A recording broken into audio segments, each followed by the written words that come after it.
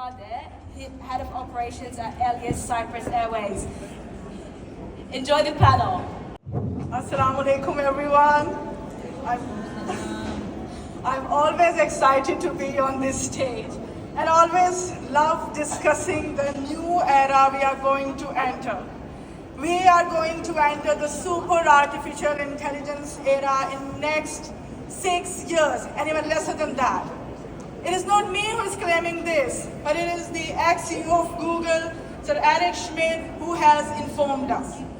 And he has also informed us that we are not prepared for it yet, because it is coming faster and we are not that fast yet.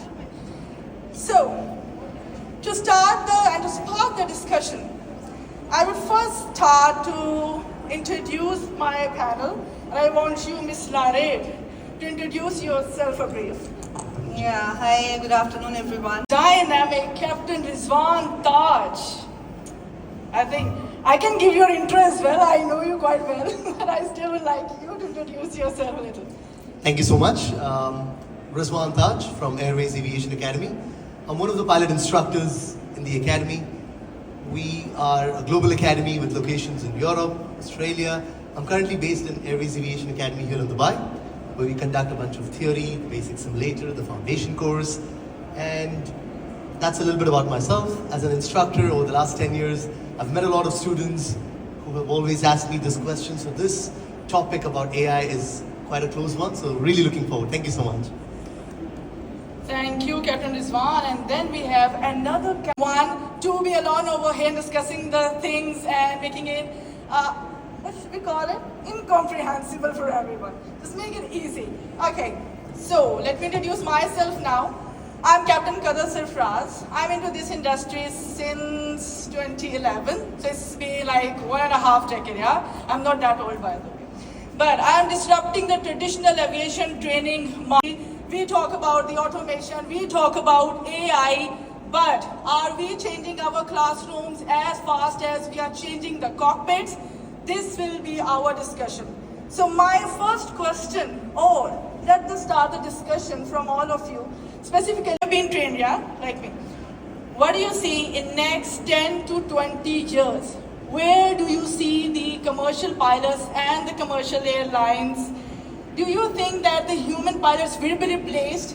For the context, I would say that we used to have the 5 flight crew members, yeah? And now we have approved an aircraft with single pilot operations. What is your opinion? Would you like to start?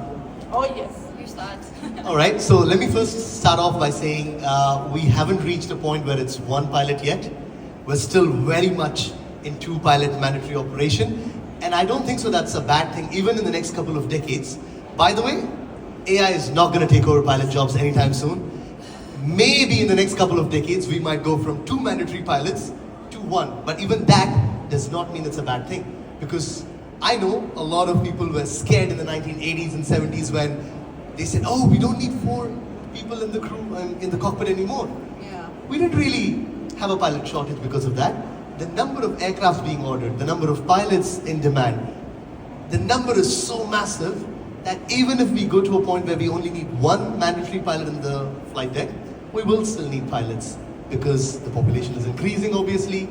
I have a bunch of stuff on my PowerPoint presentation as well, but I'll get to that later. But I want to start off by saying that no, I don't believe anytime pilots are going away. And yes, Miss Roxanne. It's a tough question, career choice. But at least for the next couple of decades, Yeah. there's nothing about it. But also, what about the audience, right? Would All right. you all feel comfortable if we told you that there's nobody inside the aircraft? So Not let's today, have a quick even 10 poll. years We later. can have a quick poll, by the way. Okay, so all of you, are you attentive? So, even the airlines now, they take off and land on their own. We need the better risk managers. But still, for the public knowledge and public confidence, I would like to ask Lareb, Captain Rizwan, and Shaghayegh.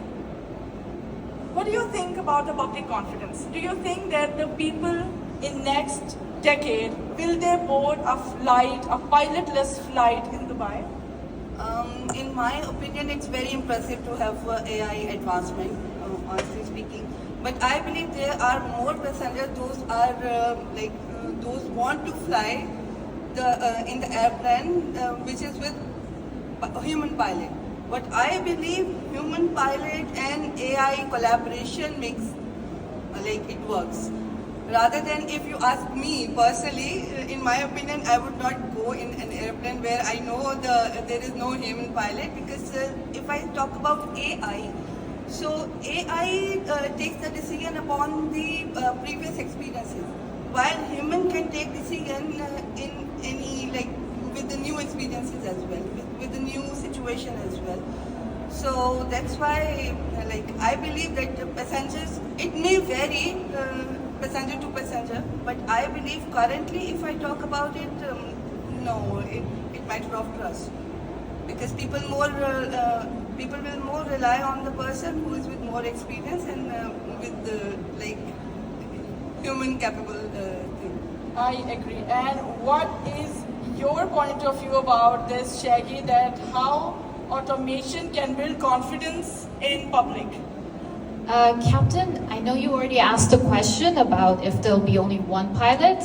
I would like to ask the audience, how would they feel if they board an aircraft that is operated completely with AI pilots? That means there is no pilot at all that is in the cockpit.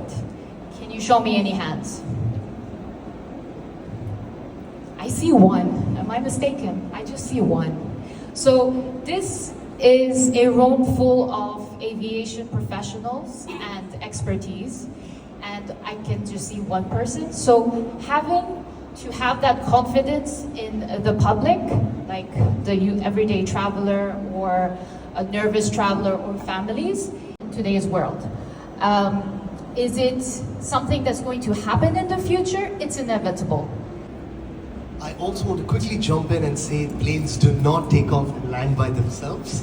I have to correct that misconception. I'm coming to it. I do get a lot of these questions on my social media as well, and a lot of students who join our academies do think that the planes do fly themselves. I would beg to differ, and I would say, why would then someone pay $100,000 to do your pilot training and a lot more on type ratings if the plane really flies by itself? There's definitely a lot more. It takes 2 years or more to become a commercial pilot, and it's definitely not so that the person goes and jumps into the plane and let the plane fly by. What would you like to say? But I would add one thing, Rizwan, here, the autopilot is in collaboration with the human pilot. I think this is the future of aviation. Exactly. We call it desensitization. It means that the public starts accepting it once it has introduced. There are the safety measures and everything is done. Public start accepting it when they see that, okay, that's quite okay. Yeah. So my gradual change that we can, this transformation can be gradual with the public education, some certifications and compliance assurance, and all this stuff that when we are done with it, then we can think about it, okay, this may happen. So, because you're an active airline pilot, I think this would be more appropriate if you jump in. So I think that the discussion about automation, it's happening. So if you want to talk about the Germanwings accident, it's extremely unfortunate, and there were steps that could have prevented that far before that pilot was allowed to board that flight. So there were things that were missed. I'm actually a Mayday representative doing peer support, which was propitiating pilots. If I may jump in, because of that Germanwings example, I would like to give you another example. Sure, the Germanwings was quite unfortunate, but there were a lot of red flags which should have been raised, which were overlooked. But immediately after that accident, the mental doctor involved and so many other people were told that if something like this ever happens, do notify the Civil Aviation Authority immediately.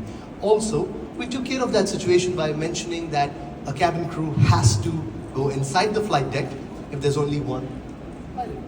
If in future a pilot goes to the restroom, the other pilot is not completely alone, if I'm not wrong. So there were certain changes made. COVID changed a lot of those policies back to how they were. Add is the Hudson River, right? Captain Sollenberger. No AI would have been able to do what Captain Sollenberger was able to do on the Hudson River landing.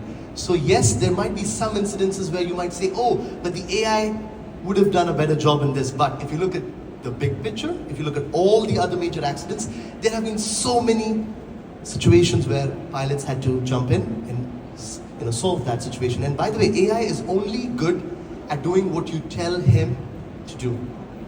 If you're in a situation, I always say this, if you are trying to solve a problem that doesn't exist as of today, AI is not going to be able to fix that issue. You need a human being with experience to come up with that solution. That's what I would like to say. And Lareb, what is your point? Because we are going to have the Gen Z. What I have observed and surveyed with many of the leaders in the aviation industry, they are facing the problem to retain the young generation into this industry because they are more attracted towards the media, the video things and the stuff. But it has become difficult for them to retain them for a longer time. What do you think specifically for the women, because in their lifestyle, it is a little different. Do you think we are actually making them the leaders to lead the next generation or the coming generations, or are they still the followers? We'll start with Roxanne. If I may quickly add a point, I think making more workshops where you tell people about how important this is, right? So I meet a lot of students, 16, 17, 18-year-old high school students who come and join our academy. And that's one of the common questions. Can you imagine, even to this day when I go to a school visit, some girls come up to me and say, are females allowed to be pilot? I feel like a lot more needs to be done to create that awareness. So also the female scholarships, women in aviation scholarships. I know a lot of flight schools are doing it as well. Airways Aviation Academy, one of the proud things, we're very proud about this. We've been, over the last couple of years, giving a lot of female scholarships for students joining our academy. I think more needs to be done in this area so that we can actually reach out. Yeah, there are a lot more gaps. Lack of awareness, yeah? Lack of awareness. So what do you think? How do we need to integrate? Is there any way we can integrate? How is it playing its role? And with the awareness sessions, I believe that already aviation is doing a lot of work in raising the awareness. Media is doing that. We have the aviation influencers who are playing this role. But still, we are facing the crisis. Firstly, there are the crises to attract people, attract the new generation. Let me start with media, right? So obviously it'll take a few more years. I think we're already on a good track. We're doing very well. A lot of good media is coming out which is supporting females in every way possible. But the damage which was done over a 50, 60 year period is not going to be undone in a year or two. It will take a few more years, but I don't think so the media is creating any, in a bad way. They're not showing women in a bad way in aviation at all. In fact, every single thing we see these days is glorifying that female pilots are better, women are better in multitasking. These are the most common things we see in the media these days. But over a few years, I think the narrative will very clearly change. And I would like to add one more thing into it. Okay, we are left with 6. How AI will change the roles? I would whose roles exactly? Everyone's roles in the aviation industry, Yes, or specifically? overall. It will recreate the jobs. What do you think? How it will recreate the jobs? Well, I think it would obviously provide more jobs. I didn't call any robot over here. Human beings will always support the human beings. And in collaboration with Women in Aviation Middle East,